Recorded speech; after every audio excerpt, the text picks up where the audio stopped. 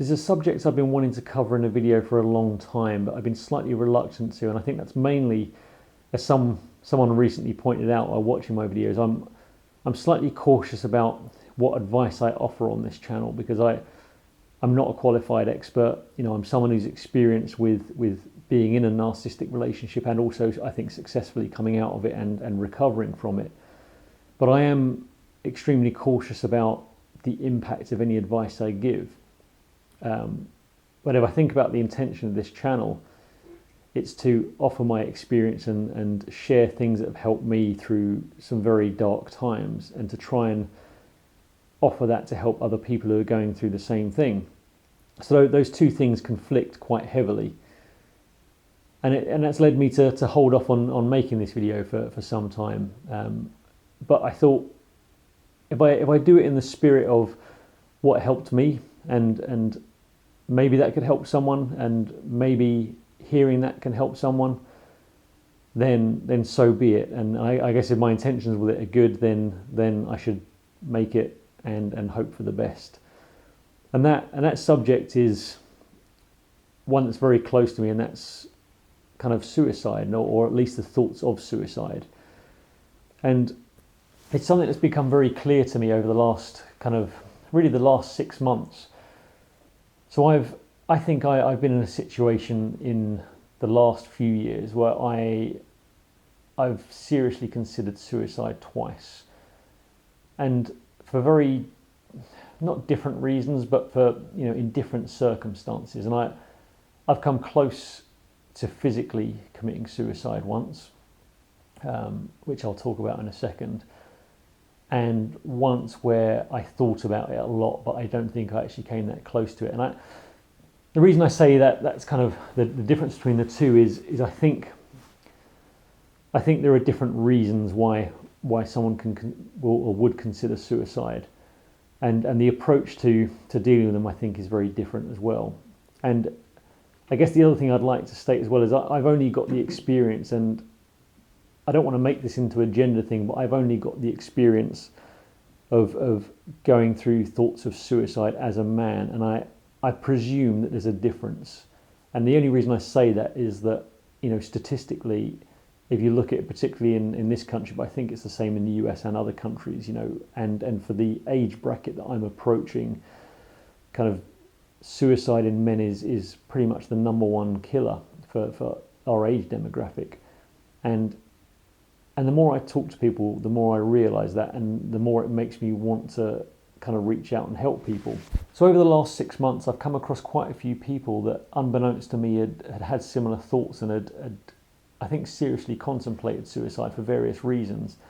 And it's made me realise that talking about stuff does help. I think particularly with men, particularly of a certain age, it helps people feel like, it's not just them, that other people go through the same thing, and actually it's quite a common thought. And I think there's some liberation in that. I think that takes away some of the stigma, some of the self-shame that you may feel through going through it. But on another way, I don't think it's quite enough, and I don't mean that in a rude way, like we shouldn't talk about it. But there's kind of a so what element to it. And as part of that, I thought I'd share kind of what really helped me in my darkest moment. It helped me kind of pull myself out of it, and really, really made a difference. So I guess this really goes out to anyone, and this isn't just a message for men, but I can't really talk about the female experience. So my advice, I guess, is still the same, but it's I'll do my best. But it's just, this is really what helped pull me out, what helped stop me doing anything really stupid, and just how I think I would advise anyone that's thinking very dark thoughts in the future, like practical steps. So first of all, I guess the two kind of times that I've thought about suicide are around the same subject. It's all happened in the last few years, going through kind of real relationship stuff, like the narcissistic abuse stuff, like real self-worth issues. And the first, which I think is almost slightly more dangerous, or definitely more difficult to get out of, is kind of like the depression thoughts of suicide. So, when I first started going through some really dark times in my relationship, the weight of the pain I was going through, along with the weight of everything else that I felt was collapsing in my life, my career, my performance at work, my my life just generally being out of control, led me into a really, really deep depression, where I felt like the physical, implication of depression, like not wanting to get out of bed, feeling constantly tired, feeling like I had absolutely nothing to look forward to, that there was no point in anything. And that takes a lot longer to get into, and is really, really difficult to get out of, and it's, in a way, it's less of a threat, because I think it's not quite as acute, but it is really, really crushing. So the best way I can describe that feeling is just it crushes you, and it's really hard to latch on to any thought of positivity, any glimmer of hope, any glimmer of trying to make an effort to get out of it.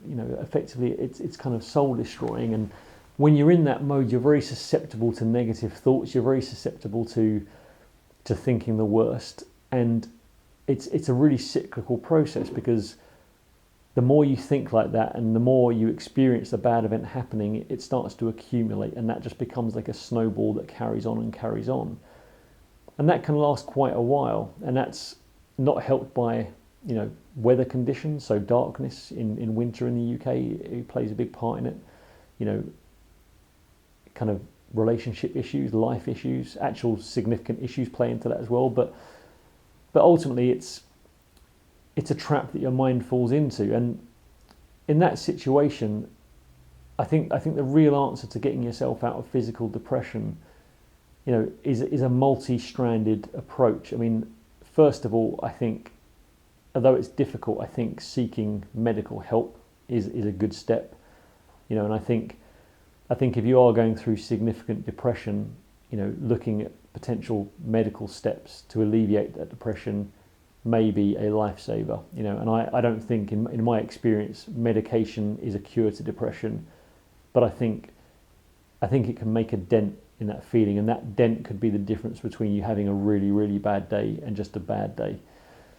So I think it's a step to take, as difficult as that may seem, but I believe the real route out of that depression is to get back to living as natural life as possible. What do I mean by that? I mean, it means taking care of every aspect of your life in a healthy, positive way. So for me, that means the way you eat, controlling your weight, making sure that, your diet is as good as it can be. And I do believe the relationship with food and physical and mental health is critical. So, eating as cleanly as you possibly can do is the first positive step you can take. The second most important step I can recommend to anyone who's going through that lull of depression is to try and latch on to a physical target. And I firmly believe that physical exercise is the single best route out of depression. So for me in particular, that means running. And I took up running, in my teenage years, really by accident, because I used to suffer from depression quite a lot, like not really crushing depression, but definite kind of up and down swings. And I started accidentally running. I tried it once or twice, I think, training for football when I was young, and I found that after getting into the habit of running, after a couple of weeks of doing it, a decent distance run would feel like it was sweating out the negativity in my brain. I could almost feel it, like mid-run, like the curtain of negativity peeling away, and actually being able to get to a point where when I run, I can go out with a negative thought in my brain, and midway through that run, if it's a 5-mile run, midway through, I'm able, through no effort, to be able to turn that negative thought into a positive opportunity. Look for the opportunities within that kind of negative. And for me, that's, I don't know if it works for everyone, but whether it's running or some kind of physical exercise, I believe there is something about getting adrenaline going, about getting your blood flowing, that kind of really pushes away that negativity, and that's a lasting effect as well. And there also the impact of feeling like you're physically suffering slightly, I think, leaves you with a sense of elation afterwards, for some time. So and I think that's an important thing. The other aspect to it, I think, is socializing more. I think social connections and feeling like you're making those social connections, getting out and experiencing more is a critical part to overcoming it. But it's a difficult one, and not one I've experienced a huge amount, and it's not one that I think really threatened my life. But it led me to have a series of I wouldn't say suicidal thoughts, but I would say the thought of suicide creeping in on a frequent basis. But the one I want to talk about more is the time when I think I was actually very close. Well, I know I was very close, and that was a much more acute form. And in that situation, this was last year, and this was, it was the thought of suicide to alleviate pain, which I think is kind of almost a slightly more dangerous one, because it's very acute and can make you do very irrational things. So this was on a night where my ex was, quite blatantly going and staying in a hotel with her new supply, despite, being in a marriage still, despite still living at home and being just completely blatant about it. And this was extremely difficult to me. This was still a shock to me at the time, and this was maybe the second or third time it happened. And if any of you have been through this, I can't describe, or if you haven't been through it, I can't describe the anxiety and the pain that you go through being at home, knowing what your partner is doing explicitly, knowing that they've pretty much driven away to do that thing, and being the one left at home having to think about what's going on. It's I wouldn't wish it on my worst enemy. I mean, that's the honest truth. It's an excruciating thing to go through. But on this particular night, and that happened, after experiencing it before, I felt like I couldn't face that pain again. And I got to the point where I actually prepared to kill myself. I couldn't face it. I didn't want to feel that pain for another second. And I'd gone up into my bedroom, where I have kind of oak beams in the bedroom, like kind of a vaulted ceiling in there, and I'd set up myself ready to hang myself, which is, when I look back at it now, seems like a really drastic thing to do. And the only thing that really stopped me in the moment was one of my dogs walking in, and which was ironic because I was using dog leads to do it. And there was something about my dog walking in that snapped me out of the moment, and it was really a key to one of the aspects that I think prevented me from going back there again and not thinking that thought ever again. There are two things. One is that I had something that depended on me, and my initial thought was, who's going to feed the dog? Who's going to walk the dog? They're going to be trapped in this house, and like they need me. So like they physically need me to survive at the moment. They could be in this house for 2 or 3 days before anyone finds out, without food, without water. So I'm like, they need me around. So that kind of snapped me out of it initially. But the second part of it as well, as I went through that, and this would be my advice for anyone who's in the acute moment of thinking of committing suicide in that moment. And this seems like slightly irresponsible advice, but my advice would be that suicide is always an option. You always, all the time that you're breathing, all the time that you're still alive, you have the ability and the right to take your own life. It's always that last resort. So given that thought, and this is what crossed my mind, given the knowledge that if my life is that bad that I'm willing to end it, then have I really exhausted all possibilities before I do that? So if it's always that last checkout option, then surely if I can do it at any time, then I should make sure that I've exhausted all other avenues. And that really got me thinking. So if I've always had this option, and if at any point my life is that bad that I can just end it, then why wouldn't I take some chances? Why wouldn't I shake everything up? Why wouldn't I try whatever I can do to see if I can get myself in a better situation? And the weird thing about that thought is it became very specific. So I went through examples of, well, I have things here that need me. if I don't want my life, then why wouldn't I dedicate my life to something else? Why wouldn't I give whatever time I have? If I don't want it, why wouldn't I try and use what I have, my life, for something good that can benefit other things, other people?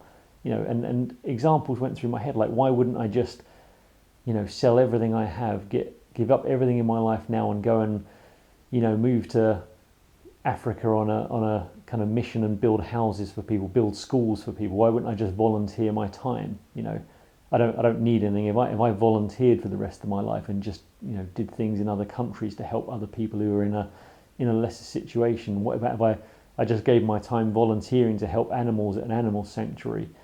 That the very specific thoughts came through my mind that all of these things would be better than just ending my life. I could use what time I have left on this planet to do something meaningful with. And if at any point, or even if it wasn't volunteering, even if I just took risks, if I tried to start up my own business, if I tried to do something completely different, if I took the ultimate risk, if it all went wrong, I still had the option that I was about to take now, and that's to end my life. So it kind of felt like very logical at that time to say, well, I don't really have any fear anymore, because I'm willing to do this right now. I'm willing to like check out. So why not take some risks? Why not try anything? Why not try everything? And if I ever find myself in a situation where I'm in this kind of much pain or this much discomfort, I still have this option. So the slightly irresponsible, I feel, advice is the suicide option is always there in your back pocket if you want it. So rather than give up now because you're feeling some acute pain, why not try anything? Why not try everything before you kind of use that final trump card? Because you may just find that there are multiple situations that you find yourself in that are far better than you expected them to be. And strangely, once I came to that conclusion, once I realized that, I lost a lot of fear. In fact, I feel like I lost all my fear, to the point where I think I've mentioned in videos before, and this may be a significant part of my recovery, is that I felt suddenly quite like invulnerable. I felt bulletproof. Once you've come to the acceptance that you're willing to just end your life, and you always have that option in your back pocket, then you feel like there are no real risks in life. Anything you try, the worst case it's going to land you is in a position where you feel like you want to end your life again, and you're already there right now. So do anything, do everything, and see where it lands you. Because my guess is, if you're doing something positive, you're using your mind well, you're doing things for good reasons, it's very unlikely that you're going to find yourself back in a position where you feel like you want to end your life. It's far more likely, given all the scenarios out there and putting energy into good things, that you're going to find yourself in a situation that is at least a bit better than you're currently in. Maybe not a huge amount, but enough where there's some pleasure in it. So for anyone that's in a dark situation, in that similar situation, and you're trying to find a reason not to, my advice would be, you've always got that option. So before you exercise that nuclear option, try everything else first. It's always there if you need it. But just try whatever you can beforehand. Just give yourselves those options and see where you land.